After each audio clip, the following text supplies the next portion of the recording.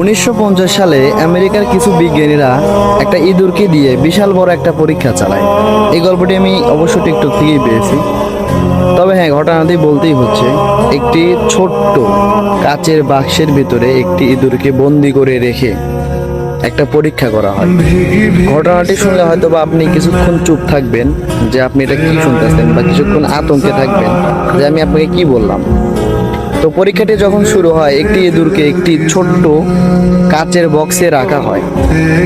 রাখার পরে এই ইঁদুরের সাথে একটা পরীক্ষা করা হয়। পরীক্ষাটি এরকম ছিল যে ইঁদুরটি অনেকক্ষণ যাবৎ একটা খাঁচায় বন্দি থাকতে থাকতে কিন্তু একসময় ক্লান্ত হয়ে যায়। আর এই ইঁদুরটি যাতে ক্লান্ত না হয়, যাতে সবসময় খাঁচার ভিতরেই বন্দি থাকে, আর খাঁচার ভিতরে বন্দি থেকেই যাতে সে একটা নিজের ভিতরে একটা সুখ অনুভব করতে পারে, এই কারণে ইঁদুরকে কি করা হয়, একটা বাটিতে কিছু খাবার দেওয়া হয়। এমনকি ওই পুরুষ ইঁদুরের সাথে একটি নারী ইঁদুরকে রাখা হয়। পাশাপাশি ডোপামিন রিলিজ করার জন্য ছোট্ট একটা লাল বোতম রাখা হয়। ডোপামিনটা কি অনেকেই বোঝে না। ডোপামিন হলো এমন একটা জিনিস যা আমাদের ব্রেনে ভালো লাগার অনুভূতি কাজ করে, ঠিক আছে? এরকম জিনিস হচ্ছে ডোপামিন। তো এখন কি করা হয়, ওই কাচের বাক্সের ভিতরে প্রথমে রাখা হচ্ছে ওই ডোপামিন মানে নিঃসৃত হওয়ার যে বোতমটা, যেটাকে বলা হয় লাল বোতম, এই বোতমটা রাখা হয়। তো ইঁদুরটি দেখা যাচ্ছে তার ওই খাঁচার ভিতরে দৌড়াদৌড়ি করতে করতে হুট করে হচ্ছে ওই লাল বোতমের উপরে তার পা চলে যায়, যার কারণে লাল বোতমে টিপ লাগে। আর টিপ লাগার কারণে ডোপামিন, তার ব্রেনে প্রচুর পরিমাণে ডোপামিন রিলিজ হয়। আর এটা ওই লাল বোতম দিয়ে একটা মেশিন দ্বারা তার ব্রেনে রিলিজ করা হয়। আর যখন তার ডোপামিন রিলিজ হয় তখন তার অনেক ভালো লাগে, তার ওই খাঁচার ভিতরে বন্দি থাকতে অনেক ভালো লাগে, মানে তার তো ভালো লাগার অনুভূতি কাজ করতেছে, সে খাঁচার ভিতরে অনেক খুশি থাকে, ঠিক আছে? তো এরপরে 3-4 দিন যায়, সে প্রথম ওই লাল বোতামে ক্লিক করে, তার ভিতরে ডোপামিন রিলিজ হয়, সে আনন্দ পায়। তারপরে আবার লাল বোতামে ক্লিক করে, সে যখন দেখে যে না লাল বোতামে ক্লিক করতে আমি আনন্দ পাচ্ছি, তো বারবার সে লাল বোতামে ক্লিক করতে থাকে, আর সে আনন্দ পেতেই থাকে, আর তার ভালো লাগতে শুরু করে, কারণ ডোপামিন হচ্ছে ভালো লাগার একটা অনুভূতি। তো এরপরে সেই ইঁদুরটিকে খাবার দেওয়া হয়, তারপরে হচ্ছে নারী একটা সঙ্গিনী দেওয়া হয়, নারী ইঁদুর দেওয়া হয়। তো এখন ওই ইঁদুরটি কি করে, ওই নারী সঙ্গিনীকে বাদ দিয়ে বারবার শুধু লাল বোতামে ক্লিক করতে থাকে। মানে ওই নারী সঙ্গিনীর সাথে সে মেলামেশা করে যে আনন্দ পাবে, তার থেকে বেশি আনন্দ পাচ্ছে সে ওই লাল বোতামে ক্লিক করে, যার কারণে সে ওই নারী ইঁদুরের সঙ্গে মেশা বাদ দিয়ে লাল বোতামে বারবার ক্লিক করতে থাকে। এরপরে হচ্ছে তাকে খাবার দেওয়া হয়, সে খাবার খায় না, সে শুধু লাল বোতামে ক্লিক করতে থাকে।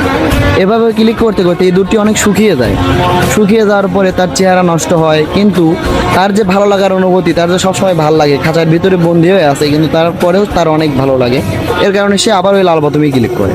এরকম করতে করতে ইঁদুরটি না খেতে পেয়ে সবসময় লাল বোতামে ক্লিক করতে থাকে, কোনো কাজ করে না, জাস্ট ওই লাল বোতামে ক্লিক করে, খায়ও না, কিছু করে না, কোনো সঙ্গিনীর সাথে মিশেও না।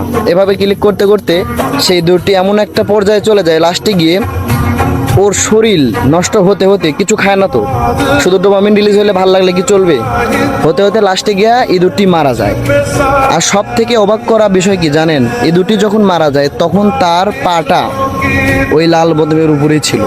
মানে মারা যাওয়ার আগ মুহূর্ত পর্যন্ত সে শুধু সুখটাই খুঁজতেছিল, মানে ভালো লাগার যে অনুভূতি সে সেটাই খুঁজতেছিল, যার কারণে মারা যাওয়ার সময় তার যে পাটা ওই লাল বোতামের উপরেই দেখা যায়। কি ভাবছেন এই ইঁদুরের গল্পটা এখানেই শেষ, এখানেই সমাপ্ত? না, সেই গল্পটি সমাপ্ত ওখানে হলেও এখনো পর্যন্ত সেই ইঁদুরের পরীক্ষাটি আমাদের সাথে চলতেছে। আর এইটার পিছনে আমরাই রয়েছি ভাই, সেই ইঁদুরটি হচ্ছে আমি, আর সেই খাঁচাটি হচ্ছে আমাদের হাতে থাকা স্মার্টফোন, যেটা আমাদেরকে 4 দেওয়ালের মাঝখানে বন্দি করে সব সময় ফোনের ভিতরে ঢুকে থাকতে শেখায়।